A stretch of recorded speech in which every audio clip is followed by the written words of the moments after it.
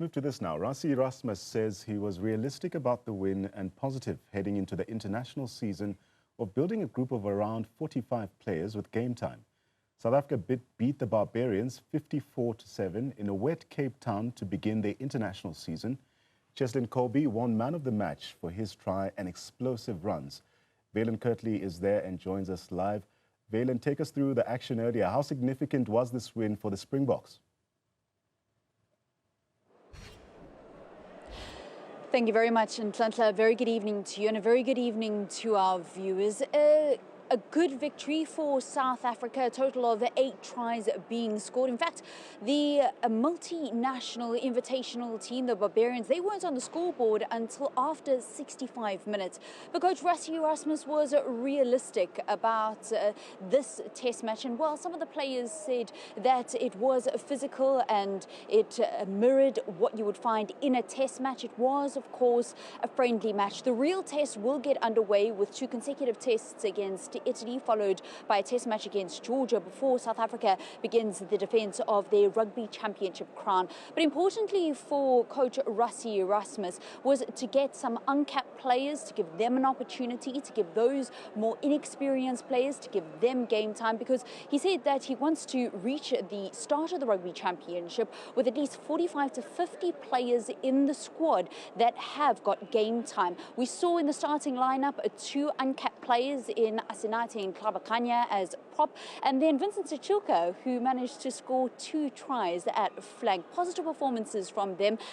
Also a positive performance from Lourdes Diago, who made his return to the Springbok team for the first time since the 2023 Rugby Championship before injury sidelined his opportunity to help South Africa defend their World Cup crown. Fantastic from him. He got a try, but also importantly managed to get 70 minutes. So with a number of players that are inexperienced in the Springbok setup, those that are getting caps for the very first time, there were also those stalwarts and legends of the game. Cheslin Kolbe, he was massive this evening, not only scoring a try but making plays and tackles that brought the stadium alight. And while the Barbarians, with a number of New Zealand players in their team, coached by New Zealand legend Robbie Deans, were expecting an explosive, expansive game. But as soon as the weather conditions were what they were, and we saw what they were throughout the week, we knew that they weren't really going to be able to play explosively. But nobody told Cheslin Kolbe that. He was massive this evening, one man of the match for his performance. And in fact, Robbie Deans, in the post-match press conference, when asked about some of the South African players that really stood out for him, he just said, sure, there's a squad full of stars, but Cheslin Kolbe is just something so special. So in terms of the importance of this game, a good way to get the international season started here in Cape Town. And while the weather conditions were wet, there were over 45,000 seats that were sold here, but also an opportunity to build squad depth.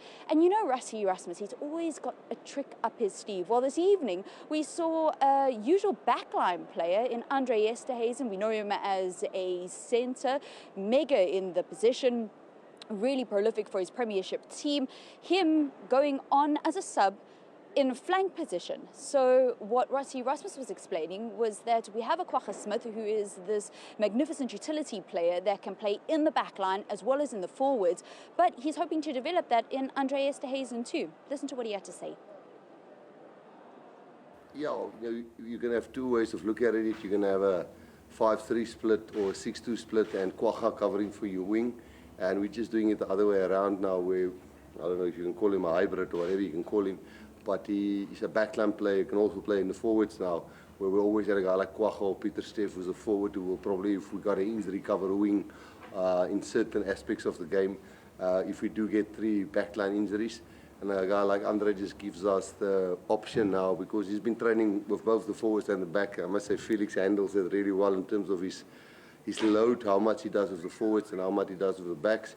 Obviously, he was part of scrumming sessions now. We've been doing it for a couple of, we've been chatting to him, I think 4 or 5 months ago, and make sure that he's a backline player who can also play forward, where Kwagga as a forward player can also play backline. So, but I guess can't just bank on a guy like that, 1 injury, and that goes out the window if he does get an injury. But at this stage, it's very nice to have. So Rassie Erasmus and the Springbok coaching staff have got their plans well in place, and now they're officially in motion. It's the first time that we get to see the Springboks play since the end of year tour last year, that final test match in the United Kingdom against Wales. So now the international season begins. 2 tests against Italy starting next weekend at Loftus, and then that'll be a back-to-back test before they face off with Georgia, which coach Rassie Erasmus says will be a very physical encounter to Nhlanhla. But certainly for the fans that came out, despite some concerns over the ticket prices, there were over 45,000 tickets that were sold, close to capacity, although some of those premier seats just behind the posts were quite glaringly open. But we anticipate that it's going to be more full houses as the international season gets well and truly underway for the world champions.